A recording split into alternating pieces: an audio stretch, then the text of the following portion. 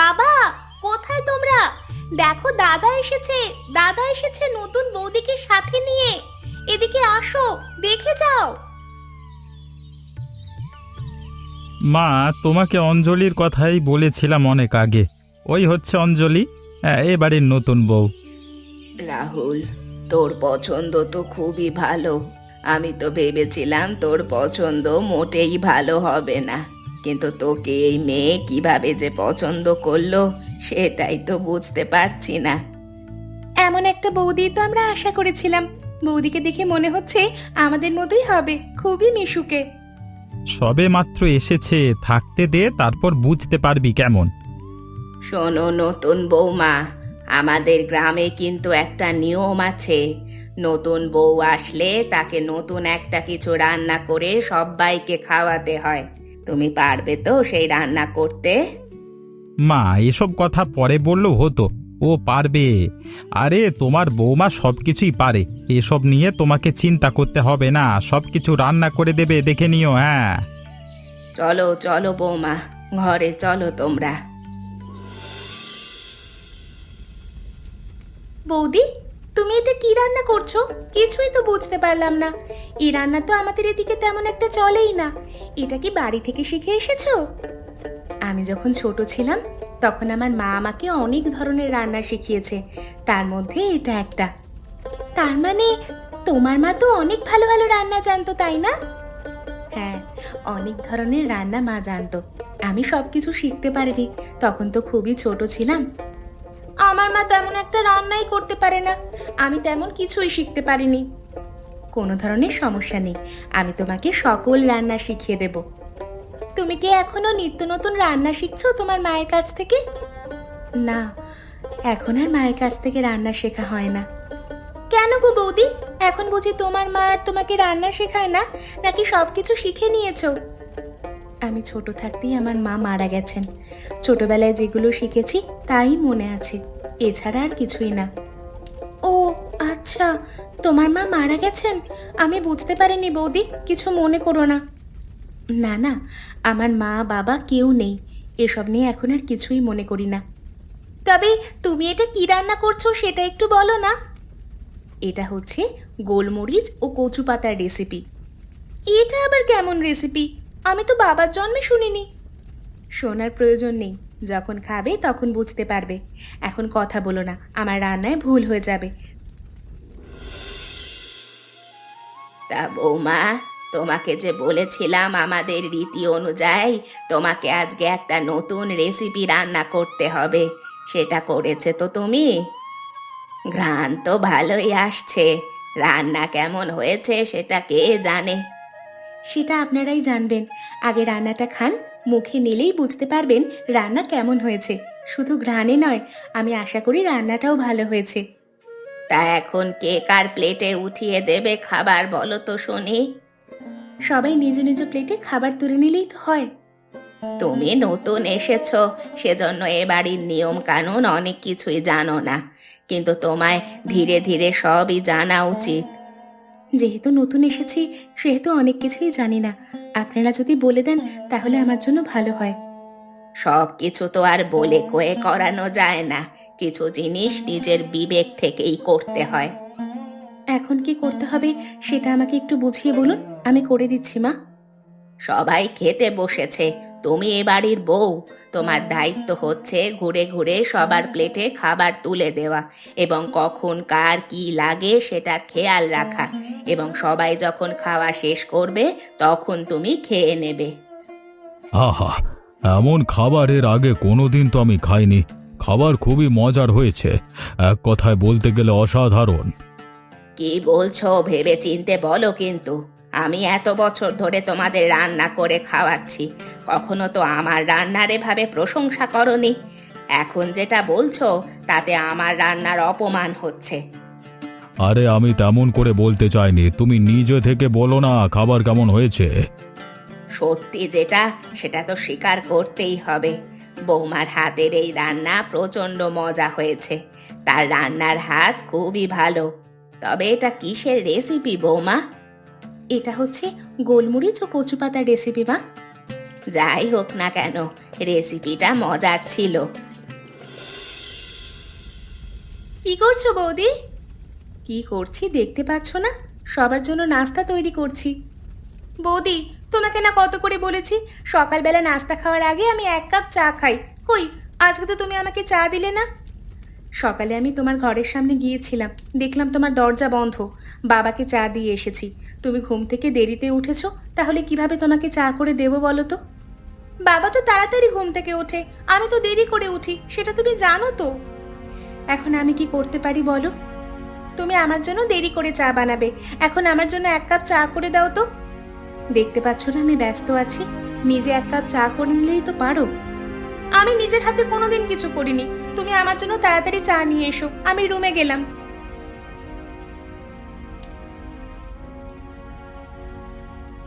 তোমার আবার কি লাগবে বলো? কি হয়েছে বৌদি? তুমি এভাবে কড়া কণ্ঠে আমার সাথে কথা বলছো কেন? আমি তোমার কি ক্ষতি করেছি? আমার মন মেজাজ ভালো নেই, তোমার কি লাগবে সেটা বলো। গলাটা কেমন যেন করছে। তুমি যদি আমার জন্য একটু গরম জল করে দিতে তাহলে খুবই ভালো হতো। আচ্ছা ঠিক আছে, তুমি যাও, আমি তোমার জন্য গরম পানি করে নিয়ে আসছি।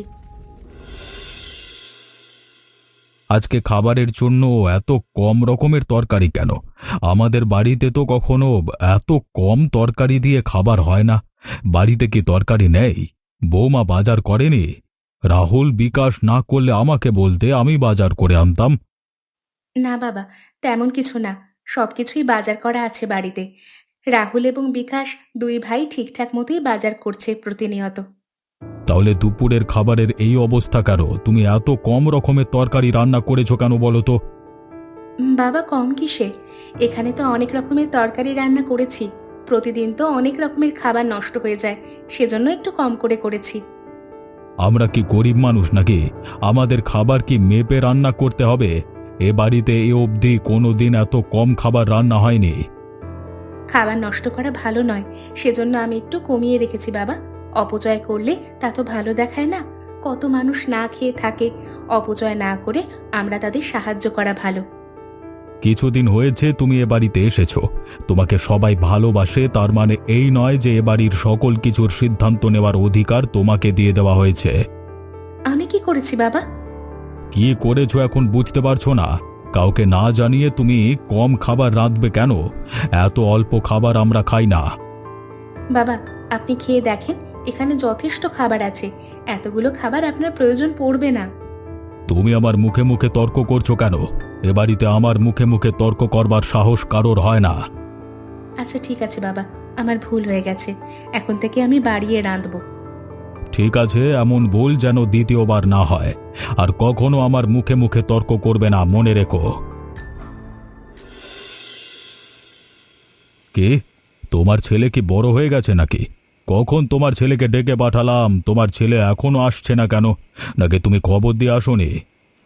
আমি তো সেই কখন গিয়ে ওকে বলে আসলাম তুমি ডাকছো, এখনো কেন আসছে না সেটাই তো বুঝতে পারছি না। এখন তো মনে হচ্ছে বউয়ের মতো নিজেও বেয়াদব হয়ে গেছে। আমি দেখে শুনে আসছি। এতক্ষণ সময় লাগছে কেন ওর আসতে? বাবা, আমাকে ডেকেছো? ডেকেছি কিনা তুমি সেটা জানো না? তোমার মা গিয়ে তোমাকে খবর দিয়ে আসেনি? মা গিয়ে আমাকে খবর দিয়ে এসেছে, সেই জন্যই তো আমি জানতে পেরেছি। তুমি আমাকে ডেকেছো কেন সেটা বলো। আমি তোমাকে কতক্ষণ আগে ডেকেছি, আর তুমি কিনা এখন আসছো? মা তো আমাকে বলেনি যে জরুরি প্রয়োজন। জরুরি প্রয়োজন হলে আমি তাড়াতাড়ি চলে আসতাম বাবা। দিন দিন বউয়ের মতো বেয়াদব হয়ে যেও না। এ বাড়িতে বেয়াদবের কোনো জায়গা নেই, সেটা তুমি ভালোভাবেই জানো। কি হয়েছে বাবা, আমাকে খুলে বলো, চেঁচামেচি করো না। বাড়িতে কি হচ্ছে তুমি খেয়াল রাখছো না? তুমি এ বাড়ির বড় ছেলে, অবশ্যই তোমার খেয়াল রাখা উচিত। আজকে খাবার ঘরে তোমার বউ যে আমার মুখে মুখে তর্ক করলো, তুমি তো কোনো প্রতিবাদ করলে না, তাকে কোনো ধমক দিলে না। বাবা, আমি কি বলবো? যা বলবার তো তোমরা বলছিলে। তোমার বউকে ভালোভাবে বুঝিয়ে বলবে এটা ভদ্রলোকের বাড়ি এবং এটা আমার বাড়ি। দ্বিতীয়বার কখনো যেন আমার সাথে এরকম কথা না বলে। আচ্ছা ঠিক আছে বাবা, আমি ভালোভাবে বুঝিয়ে বলবো। কখনো আর এই ভুল করবে না কবিতা। আচ্ছা ঠিক আছে, যাও। দ্বিতীয়বার এমন ভুল হলে তার খেসারত তোমাকেও দিতে হতে পারে, মনে রেখো।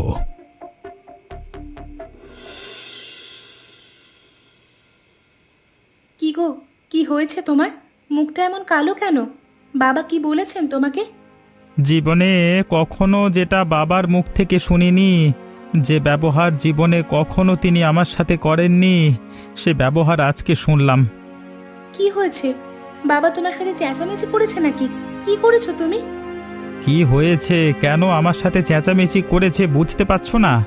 আমি তো কিছু করিনি, তোমার জন্য বাবা আমার উপরে চেঁচালেন। বাবা আমার জন্য তোমার উপর চেঁচিয়েছেন কেন? আমি কি করেছি যে আমার জন্য তোমার উপর চেঁচাবেন? দুপুর বেলায় খাবার ঘরে কি করেছিলে মনে নেই? ভুলে গেছো নাকি? সেটার জন্য বাবা তো সেখানে বসে আমাকেই অনেক কথা শুনিয়েছেন। এখন আবার তোমাকে নতুন করে কি কথা শোনালেন? তোমাকে আমি সাবধান করে দিচ্ছি, তোমার মন মতো এবারই চলবে না। তুমি নিজের খেয়াল খুশি মতো সব কিছু করতে যেও না। বাড়িতে যারা আছে তাদের কাছে জিজ্ঞেস করে যে কোনো কাজ করবে।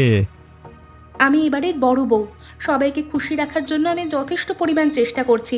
তারপরও তারা আমাকে কোনোভাবেই মূল্যায়ন করছে না, উল্টে আমার নামে বদনাম করছে। মুখ সামলে কথা বলবে। বদনামের কি হয়েছে এখানে? তোমার নামে কেউ কোনো বদনাম করেনি, তোমাকে সতর্ক করে দিতে বলেছে।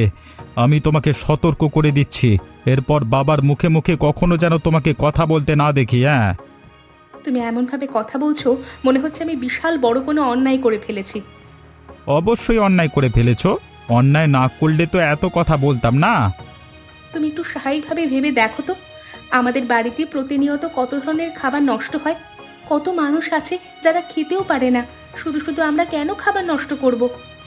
তোমার পয়সা দিয়ে তো আর খাবার কিনে আনেন না, তাহলে তোমার এত মাথা ব্যথা কিসের? হ্যাঁ, তোমার বাপ দিয়ে গেছে নাকি দু পয়সা যা ভেঙে খাচ্ছি আমরা? ছি রাহুল, ছি!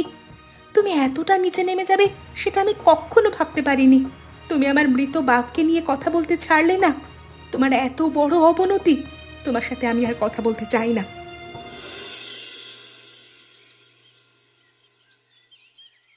এ কি বৌমা, বেলা কত হয়েছে, তুমি এখনো শুয়ে আছো কেন? বাড়ির সমস্ত কাজ যে পড়ে আছে। তুমি যদি এ বাড়ির বউ হয়ে এত বেলা করে ঘুমাও, সেটা কি কোনোভাবে মেনে নেওয়া যায় বলো? কি হয়েছে বৌমা? উঠতে গিয়ে আবার শুয়ে পড়লে যে? আমার কোনো কথা তোমার কানে যাচ্ছে না নাকি? মা, আমার শরীরটা ভালো নেই। আপনার সমস্ত কথাই আমার কানে যাচ্ছে, কিন্তু আমি উঠে বসতে যাচ্ছিলাম, কিন্তু বসতে পারছি না। কি হয়েছে তোমার বলো তো? পরশু থেকে হালকা জ্বর ছিল। কালকে সমস্ত হাঁড়ি পাতিল ধুয়েছি ঠান্ডা পানি দিয়ে, আরও বেশি ঠান্ডা লেগেছে। রাত থেকে প্রচণ্ড জ্বর, জ্বরে আমার গা একেবারে পুড়ে যাচ্ছে। তোমার জ্বর উঠেছে, সেসব কথা আমাদের বলনি কেন? রাহুলকে বলেছো? হ্যাঁ মা, আপনার ছেলেকে গত পরশুদিনই বলেছিলাম আমার জন্য দুটো বড়ি আনতে, কিন্তু আপনার ছেলে বড়ি আনেনি। আরে, বড়ির দরকার হবে না, সেজন্য আনেনি। এসব জ্বর আসে আবার এমনিতেই এমনিতেই চলে যায়, ঠান্ডার জ্বর। কিন্তু আমার প্রচণ্ড শরীরটা খারাপ লাগছে মা, বিছানা থেকে উঠতেও পারছি না। বাড়ির বউ হয়ে তুমি যদি এসব কথা বলো, সেটা কোনোভাবে মেনে নেওয়া যায় বলো? বাড়ির এত এত কাজ পড়ে আছে, তুমি কিনা বিছানায় শুয়ে আছো? আমি বললাম তো, এমনি এমনি আমি শুয়ে নেই। আমার শরীর অসুস্থ, সেজন্য শুয়ে আছি। বাড়িতে আপনি অঞ্জলি দুজন তো আছেন, দুজনে মিলে করে ফেললেই তো হয় মা। অঞ্জলি কখনো বাড়ির কোনো কাজ করে না, আমিও করতে পারবো না। তুমি তাড়াতাড়ি ওঠো, রান্না বান্না করে আবার শুয়ে পড়ো। বাড়ির মানুষ তো আর না খেয়ে থাকতে পারবে না। আচ্ছা ঠিক আছে মা, আপনি যান, আমি একটু পরেই রান্নাঘরে আসছি। আসো আসো, দরকার হলে আমি তোমাকে একটু সাহায্য করে দেব। তাড়াতাড়ি চলে আসো। বৌমা, তোমাকে কি নতুন করে সব নিয়ম কানুন শিখিয়ে দিতে হবে নাকি? তুমি তো সব নিয়মই জানো, তারপরেও আবার এখানে বসলে কেন? সকাল থেকে আপনি দেখছেন আমি কতটা অসুস্থ, সেজন্য একটু বসেছি। এখন কি বসতেও পারবো না? তুমি যদি এভাবে বসে থাকো, তাহলে সবাইকে খাবার তুলে দেবে কে? আমি যেহেতু অসুস্থ, সেহেতু অবশ্যই আপনারা আজকের জন্য নিজেরা খাবার তুলে নিন। শরীর আমার ভালো লাগছে না, আমারও ক্ষুধা পেয়েছে, আমিও কিছুটা খেতে চাই। সকাল থেকে আমি কিচ্ছু খাইনি। এটা কি রান্না করেছো তুমি বৌমা? এ খাবার তো কোনোভাবেই মুখে নেওয়া যাচ্ছে না। কই বাবা, এমন কোনো খাবার তো রান্না করিনি যেটা মুখে নেওয়া যাচ্ছে না। কি হয়েছে? খাবারের সমস্যা, আমাকে বলুন। তুমি অসুস্থ, সেজন্য তোমার মুখ ঠিক নেই। এ খাবারে প্রচণ্ড লবণ দেওয়া, লবণ এরকম বিস্বাদ হয়ে গেছে। আমার মুখে যদি স্বাদ না থাকে তাহলে তো আপনাদের বোঝা উচিত যে কি জন্য আজকে লবণ একটু বেশি হয়েছে। এতদিন রান্না করছি, কখনো তো এমনটা হয়নি। সকালে কারোর খাওয়া হয়নি, কেউ নাস্তা করতে পারেনি, দুপুরে খেতে বসেছে সবাই, এখন কিনা খাবারের এই অবস্থা। আপনাদের নাস্তা করতে নিষেধ করেছে কে? আমি অসুস্থ মানুষ, আপনাদের তো উচিত ছিল আমাকে আরো আজকে নাস্তা তৈরি করে দেওয়া। তুমি আবারও আমার মুখে মুখে কথা বলছো, বেয়াদব মেয়ে। তোমাকে আমি ভালোবেসে বিয়ে করেছিলাম, তোমার যে কিভাবে এতটা পরিবর্তন হয়ে গেল আমি সেটা নিজেও বুঝতে পারলাম না। তুমি যেমন এখন আমাকে নিয়ে আফসোস করছো, আমিও তোমাকে নিয়ে আফসোস করছি। তুমি আমাকে নিয়ে আফসোস করছো? তুমি আমাকে নিয়ে আফসোস করছো কেন বলো তো? তোমাকে আমি ভালোবেসে বিয়ে করে এনেছি, সবাই তোমাকে মেনে নিয়েছে, বাড়ির সবার কাছে তোমার কথা অনেকবার বলেছি, কত বড় বড় কথা বলেছি, সেই তুমি কি না আমার সমস্ত বড় কথা শেষ করে দিলে?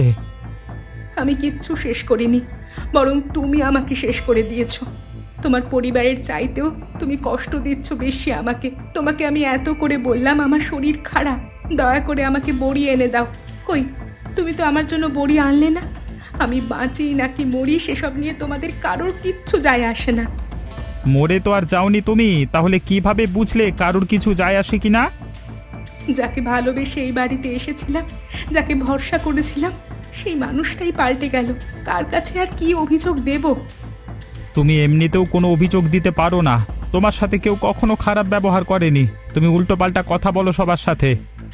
তোমরা আসলে সবাই ঠিক, আমিই ভুল। কেন যে এই বাড়িতে চলে আসলাম? আসলে কেন, থেকে যেতে। নর্দমার কীটের মতো এসব ভালো জায়গা তোমাদের মতো মানুষদের জন্য মানানসই না, তোমাদের জন্য নর্দমাই ঠিক আছে। হ্যাঁ। অবশেষে বাড়ির সবার অত্যাচার সহ্য করতে না পেরে কবিতা বাড়ি ছেড়ে চলে যায়। দাদা, দাদা, রাহুল দাদা, দরজা খোলো। আরে বোকা, দরজা বাহির থেকে লাগানো, আমি কিভাবে খুলবো, তোরা খোল। এভাবে আমাকে বাহির থেকে দরজা লাগিয়ে ডাকাডাকি করছিলিস কেন? পাগল হয়ে গেছিস নাকি সবাই? হ্যাঁ, কবিতা কই? আজকে অসুস্থ নাকি? এখনো ঘুম থেকে ওঠেনি? আজকেও সবাই না খেয়ে থাকবে নাকি? কি বলো, কবিতা তো ঘরে নেই। আমি তো ভেবেছি রান্নাঘরে রান্না করছে। তোমরা ভালোভাবে বাড়িতে দেখেছো তো? সমস্ত জায়গা খুঁজে দেখেছি, তারপর তো মনে পড়লো, মনে হচ্ছে আজকেও ঘুমাচ্ছে। তার মানে কি কবিতা বাড়ি ছেড়ে চলে গেল নাকি? এসব তুমি কি বলছো মা? কবিতা কখনো বাড়ি ছেড়ে যাবে না, কবিতা আমাকে ভালোবাসে। যাবেই বা কোথায়? যাওয়ার তো কোথাও জায়গা নেই, গেলেও দেখবি দুদিন পরে ঠিক চলে এসেছে। না না মা, না, কবিতা নিশ্চয়ই আমাদের উপরে অভিমান করে চলে গেছে। আমি যাচ্ছি কবিতাকে খুঁজে নিয়ে তবেই বাড়ি ফিরবো। আরো বলেছিলাম না তোর খুঁজতে যাওয়া লাগবে না, ওর কোথাও যাওয়ার জায়গা নেই, বাপ মা নেই, যাবে কোথায়? আমাদের এখানেই তো আসতে হবে, শুধু শুধু তুই খুঁজতে গিয়েছিলি।